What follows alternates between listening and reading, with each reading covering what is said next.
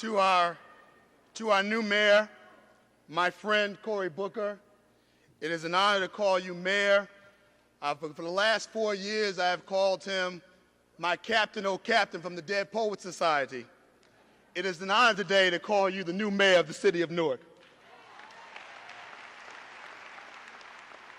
To my new colleagues on this city council, I am proud to serve with you. I am proud to be a member of this august body. And to the residents of Newark, about my colleagues, today ends the bickering, the unprofessional behavior, the character assassinations that you were used to in your past council. Today we work for the citizens of Newark in a professional manner and together for the benefit of all the citizens in this city.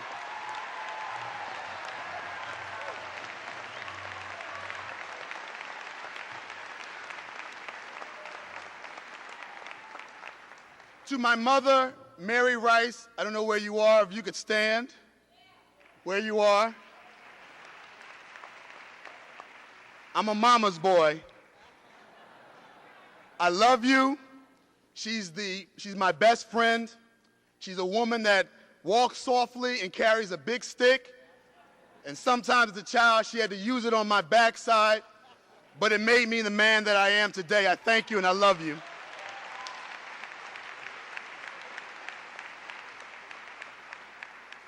To my father, State Senator Ronald L. Rice, of who I am not a junior, he's L, I'm C, but I'm the taller, fatter version of the Rice name. I honor your service, your sacrifice, and your example. But after today, I will honor you with my service, and I will make you proud. I love you, and I honor you.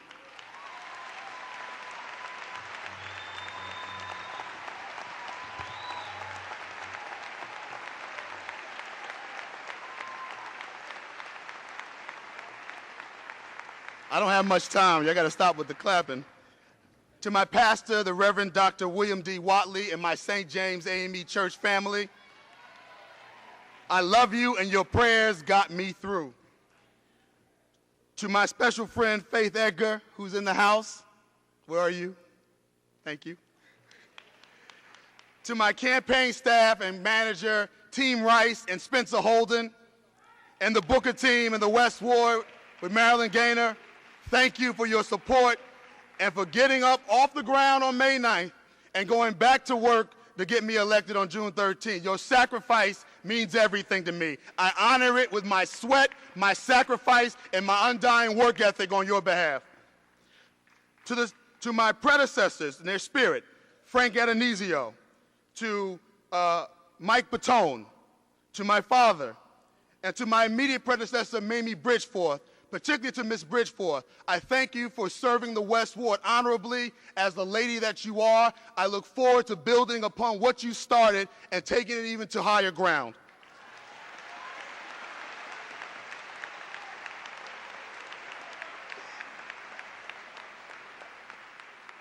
To the citizens of the city of Newark and to my West Ward family, I love my city, but like the song says, me and the West Ward, we got a thing going on. I stand here proud to be your new West Ward Councilman. I am prepared, I am ready, I am educated, and anxious to serve you, but most importantly, I am protected, covered, wrapped up, tied up, tangled up in a higher power that has promised me that if I trust in him, he will make a way out of no way.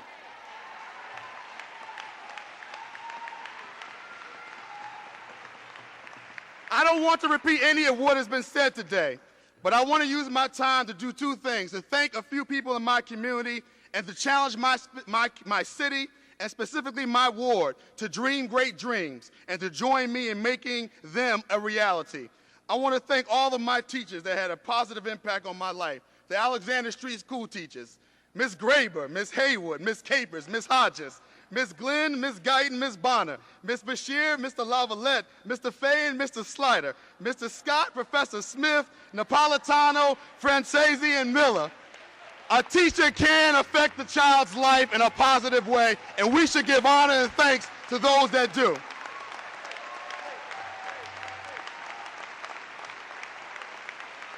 I don't have much time. Please, please. The Bible says that the harvest is ripe, but the laborers are few. In the West Ward, I know this is not true, but we need more of you to start reaping in the vineyard.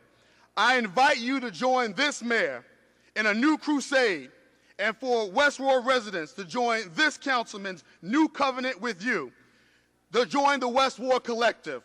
The unfinished business of the 1969 Black and Puerto Rican Convention was that not only that we elect more Black and Latino people to city council and positions of power, but it was to decentralize power from City Hall and put it into the hands of the residents that live and work every day in the soil in this community. The West Ward Collective will be part of making that a reality. So I'm asking those from that convention who live in my ward, Mayor Gibson, to be an honorary chairperson of that effort in the ward, and my father to join also as a co-chairperson of that effort. I'm asking that you, when I call upon the folks in the West Ward, the men of the West Ward, that you rise up and join our Brothers Club as we go from block to block, taking back our community, embracing our young people with mentorship and tough love. But let them know that we will not be your protectors and your victims at the same time. Change will come if we become one family, working for a common vision in a common way. So I say to the residents of Georgia King Village, of 1 South 8th Street, of 545 Orange Street, of Reservoir Site Townhouses, of St. Mary's Villa, Bakery Village, and Ivy Hill, change is coming. To the children and the staff at Mount Vernon Avenue, Vailsburg Middle, Alexander Street, 13th Avenue School, Boylan Street, Horton Street, Lincoln Avenue School, Westside High School, MLK, Roseville Avenue, Sussex Avenue, change is coming. To the institutions of the West Ward, UVSO, the Gallman Theater, VBAC, the Ivy Hill Neighborhood Association, the Citywide Telephone Tree, the West Ward Collaborative, and La Casa de Don Pedro, change is coming. To the community leaders like Clara Rose and Mariam Bay and Moises Serrano and Dolores Johnson and Denise Delgado and Reverend Thomas Reddick and Lucius Jones and David Muhammad and Rookie Johnson and Derek Dillard and Zaid Muhammad and Kevin Waters and a Jeanette Seabrooks and a Mamie Lee and a Louise Waiters and a Reverend Talbot and a Mr. and Mrs. Stewart and a Reverend Vic, change is indeed coming to the West Ward. To streets like Sanat and Richelieu Terrace and Place, to Brookdale Avenue, to Smith Street and Eastern Parkway, Sunset Grand Avenue, Isabella South 11th and 14th Streets, Central Avenue, North 6th Street, and Roseville Avenue. Change is coming. And to my friends who speak Spanish, cambio es aquí en el barrio de Oste.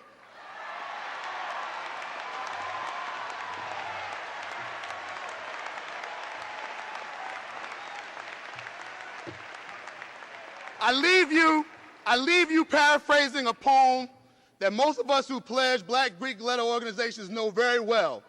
But I want to make sure, I see you, Fred.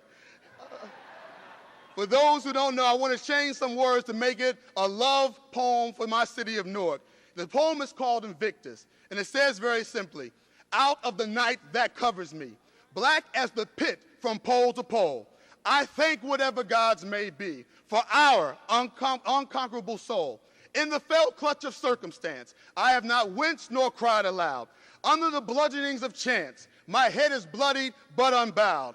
Beyond this place of wrath and tears looms but the horror of the shade, and yet the menace of the years finds and shall find me unafraid.